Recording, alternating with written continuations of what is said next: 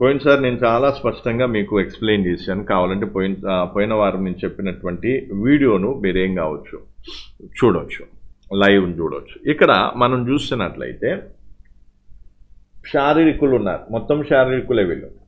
శారీరపరంగా సంఘానికి వస్తున్నా కూడా వీళ్ళు ఇంకా శారీరకులే. తర్వాత ఆ శరీరపరంగా ఉన్నటువంటి వీరు ఆత్మీకంగా మారే ప్రాసెస్లో ఉన్నారు.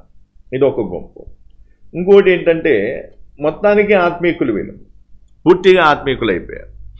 ఒక పూటలో లేదా ఒక మాటలో ఆత్మీకులు ఎవరు కాలేరు, అది సాధ్యం కాదు.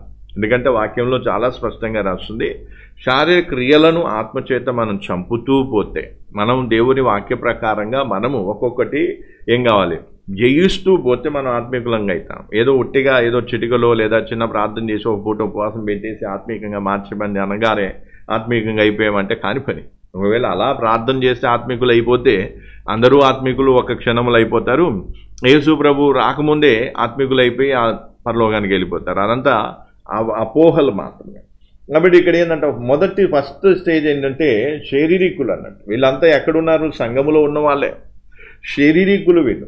ఇంకా సంఘానికి వస్తున్నా కూడా ఇంకా శారీరపరమైన వాటిని ఏం చేస్తున్నారు. అందుకే పోయినసారి కూడా చెప్పాను, ఆత్మీయత అంటే ఏంటి అనే విషయాన్ని నేను డెఫినేషన్ కూడా చెప్పినప్పుడు ఏంటంటే మన యొక్క దృష్టిని ఆత్మ సంబంధమైన వాటి మీద పెట్టడం, మన ఫోకస్ ఏదైతుందో ఆత్మ సంబంధమైన వాటి మీద పెట్టేదాన్ని ఆత్మానుసారమైన మనసు అంటారు.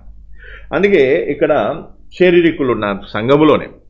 తర్వాత అంటే శరీర స్థితి నుంచి ఆత్మీయ స్థితిలోనికి వెళ్ళే ప్రాసెస్లో ఉన్నవారు కొంతమంది ఉంటారు. ఇంకొంతమంది ఆత్మీకులు, ప్యూర్గా వీళ్ళు ఆత్మీకులుగా ఉంటారు. అంటే వీళ్ళు ఆత్మ సంబంధమైన విషయాల మీద మాత్రమే దృష్టి పెడతారు. శరీర సంబంధమైన వాటికి ప్రాధాన్యతనివ్వకుండా ఆత్మ సంబంధమైన వాటికి ప్రాధాన్యతనిస్తూ వీళ్ళు ఏం చేస్తారు, జీవిస్తారు. ఇది 3 రకాల గుంపుల వారు అనేది ఇక్కడ మనకు వాక్య ప్రకారంగా మనకు తేటగా తెలుస్తుంది.